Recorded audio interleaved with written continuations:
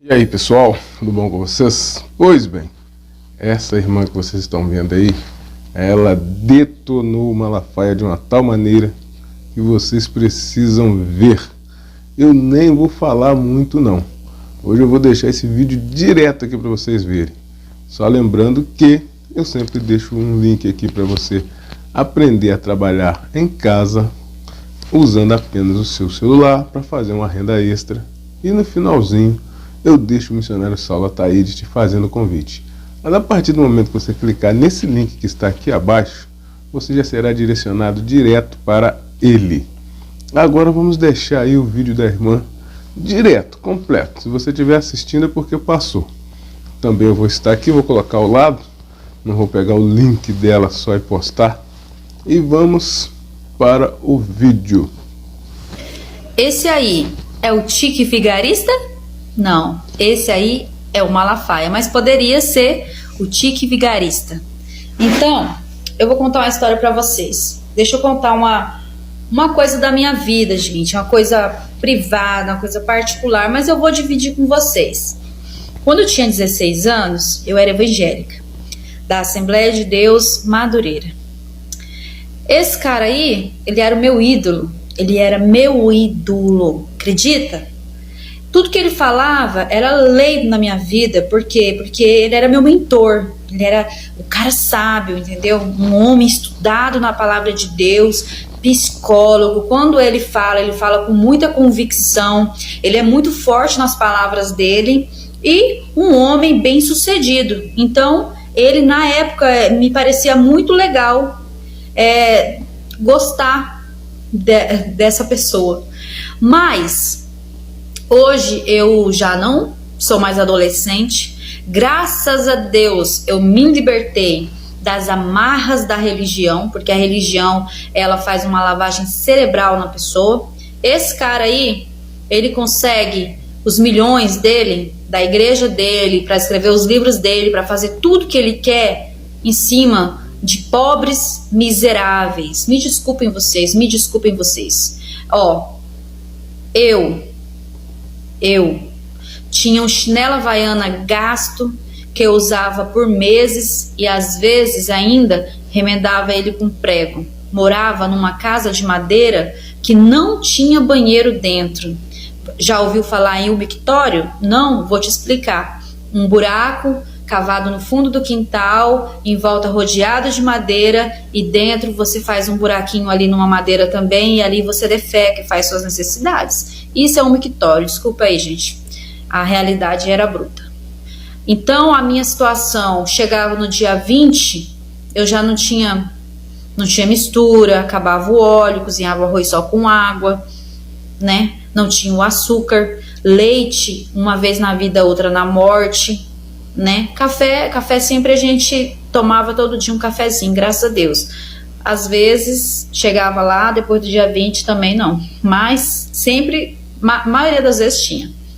Esse cara aí pregava o seguinte: você evangélico, você quer ser abençoado, você tem que ofertar, você tem que dar o seu dízimo.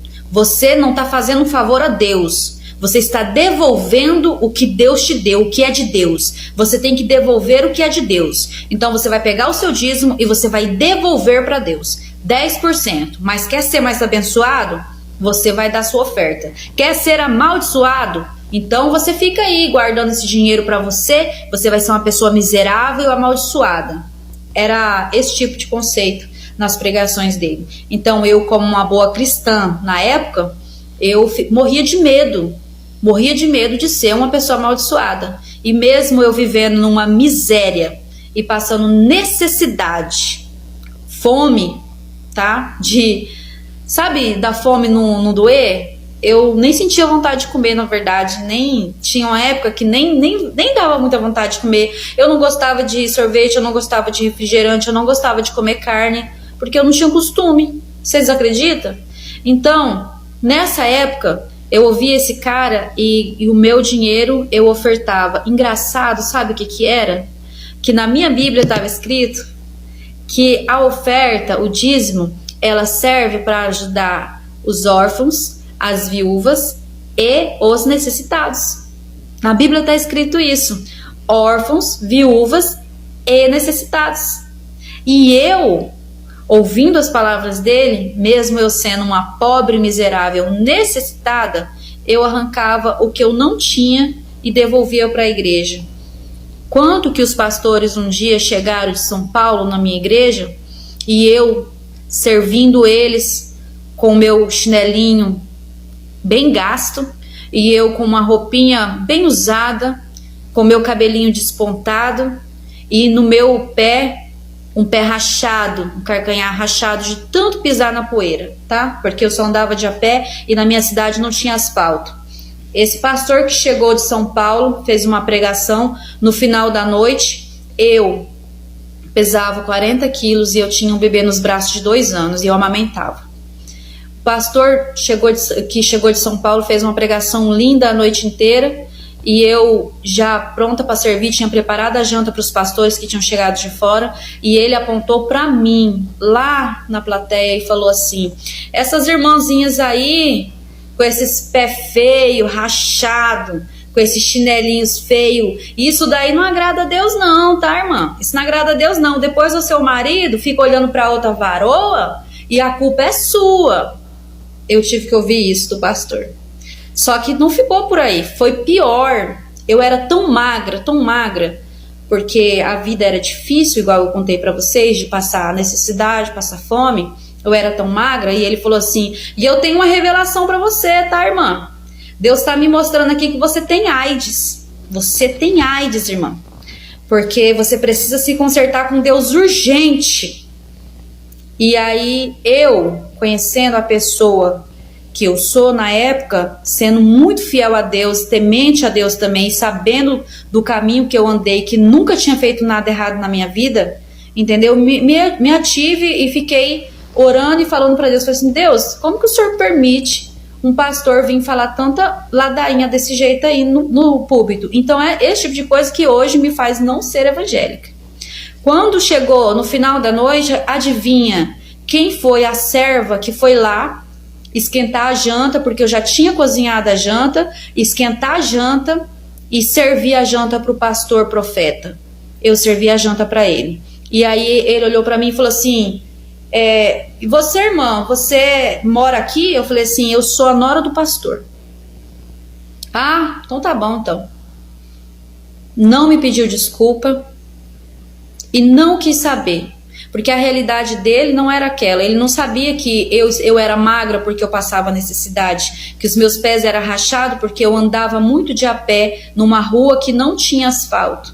Ele não sabia que o meu vestido era surrado e eu estava toda maltrapilha de alguma maneira. Eu estava limpa, gente, mas eu estava maltrapilha, porque a situação não me permitia. E graças a Deus que na época eu não tinha nem conhecimento de salão de beleza, porque senão eu choraria muito mais do que eu chorava naquela época. Enfim, esse tipo de gente aí, igual Silas Malafaia, ele arranca das pessoas mais necessitadas, ele arranca, entendeu? Até a própria dignidade esses pastores arrancam das pessoas, a ponto de fazer uma lavagem cerebral nelas e elas nem entendem para que rumo que está tomando a vida delas.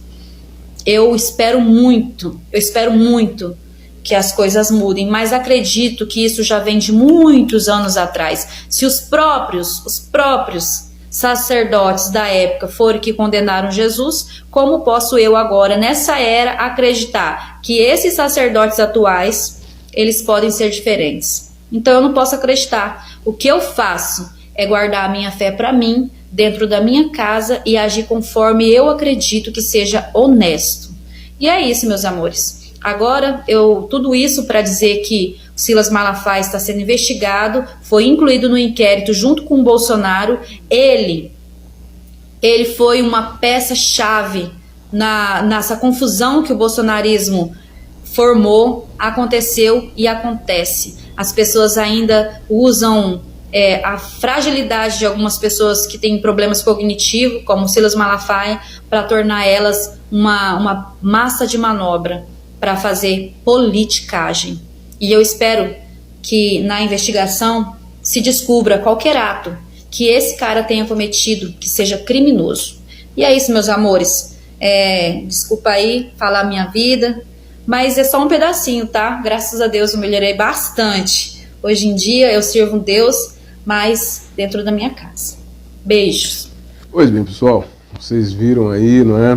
Só quero agora a opinião de vocês. Mais nada, não precisa eu falar mais nada. Só vou deixar aí no finalzinho o Saulo Ataíde para vocês darem uma olhadinha na oportunidade de trabalho que ele está dando para vocês aí, para trabalhar em casa, usando apenas o seu celular e fazer uma renda muito boa. Portanto, muito obrigado a todos, fiquem todos com Deus e até o próximo vídeo. Ali, pessoal, o arco-íris, sinal de Deus, hein? Coisa linda, hein? Olha aí, pessoal, esse arco-íris pode ser um sinal de Deus na tua vida, tá? Prazer, missionário Saulo Ataíde, é um prazer estar aqui no canal do meu irmão Genuário, tá?